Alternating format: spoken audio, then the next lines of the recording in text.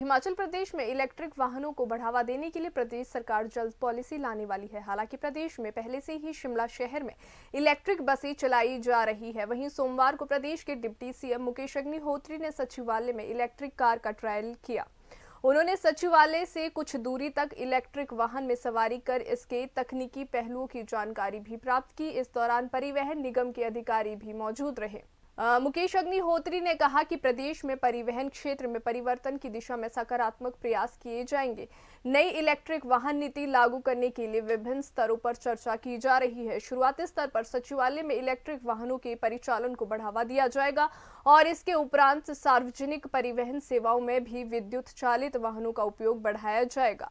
उप मुख्यमंत्री ने और क्या कुछ कहा, आइए सुनते हैं। ये ऐसा है कि हमने कल ट्रांसपोर्ट डिपार्टमेंट की समीक्षा की है और एचआरटीसी की भी समीक्षा की है और उसमें सारा आप देख रहे हैं कि 1350 करोड़ रुपए के घाटे में है इस समय हिमाचल पथ परिवहन निगम और 1000 के आसपास हमारी गाड़ियां ऐसी हैं जो ज़ीरो बुक वैल्यू की हैं, जिनको कि हमें चरणबद्ध तरीके से बदलना है। और इस सारी स्टडी के दौरान जो है और एज ए पॉलिसी जो है हम अडॉप्ट कर रहे हैं कि हम इलेक्ट्रिक बसेस के और इलेक्ट्रिक वाहनों के जो है सिस्टम पे शिफ्ट करें। तो उस दिशा में अब हम आगे बढ़ेंगे। पहले तो हमने हमारे डायरेक्टर ट्रांसपोर्ट को कह दिया है कि डायरेक्टर ट्रांसपोर्ट अगले 10-15 दिन के अंदर अपना सारा फ्लीट बदलेंगे। वो ये जो गाड़ियां हैं इनके पास 15-18 गाड़ियों का जो फ्लीट है वो सारा इलेक्ट्रिक होगा ताकि नागरिकता घर से आरंभ होती है।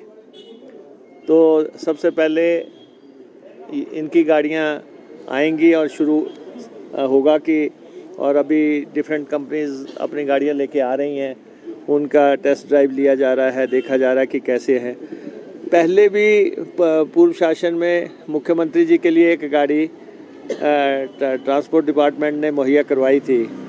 समाओ उसको जो है बाद में जीएडी को ट्रांसफ़र कर दिया गया और लेकिन अब किस ढंग से इसको सचिवालय में हमने लागू करना है और किस ढंग से हमने ट्रांसपोर्ट में लाना है। ट्रांसपोर्ट में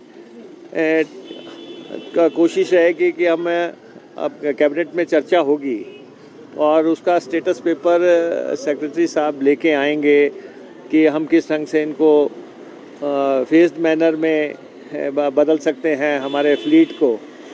एक हम ये करने जा रहे हैं कि हमारा जो ट्रांसपोर्ट का घाटा है बहुत भारी भरकम घाटा है।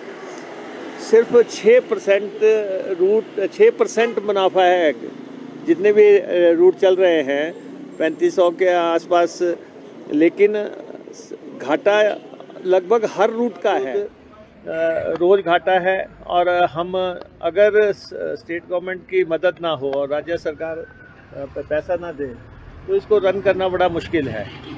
तो इसलिए टू बिगिन विद हम देखते हैं कि बजट सेशन आ रहा है, उसमें कोशिश रहेगी कि हम 200-300 गाड़ी जो है इलेक्ट्रिक गाड़ियों को ख़रीदने की बात करें और दूसरा बाहर से लीज़ पे गाड़ियां लाना, जिन लोगों के पास गाड़ियां हैं उनके साथ एग्रीमेंट्स करना और भारत सरकार के साथ बातचीत करना। सारी चीज़ें करने के बाद जो है मुझे लगता है कि हमारा डीजल का खर्चा बहुत है, हमारे पेट्रोल डीजल पंप का खर्चा बहुत है। 30 के आसपास हमारे डीजल के पंप है और डीजल जो है 1.5 करोड़ से डे सर। एक दिन में हम 1.5 करोड़ रुपए का डीजल खरीद रहे हैं।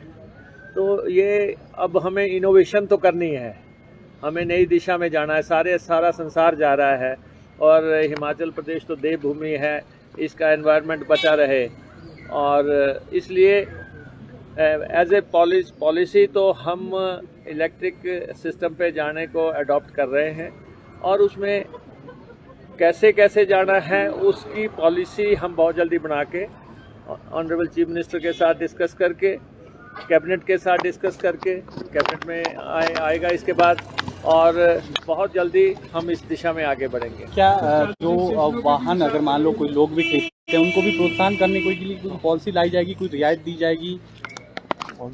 बिल्कुल, ये सब बातें तो उसमें हम लेके आएंगे ही कि अभी हमने जैसे टेस्ट ड्राइव भी लिया है, गति तो गाड़ी की बहुत अच्छी है, एकदम से पिक करती है, लेकिन इसके लिए हमें चार्जिंग स्टेशंस बनाने हैं। कहाँ कहाँ हम चार्जिंग स्टेशन बनाते हैं, सेक्रेटेरिएट में चार्जिंग स्टेशन बनने हैं, हिमाचल भवन में बनने हैं, हिमाचल सदन में बनने हैं, और जहाँ जहाँ तक गाड़ी जा सकती है, शुरुआत में 200-250 किलोमीटर तक जहाँ जहाँ गाड़ियाँ जाएंगी वहाँ पे चार्जिंग स्टेशंस बनने हैं। वो सारा नीतिगत मसले हैं, उस पे वो हम डिस्कशन करेंगे।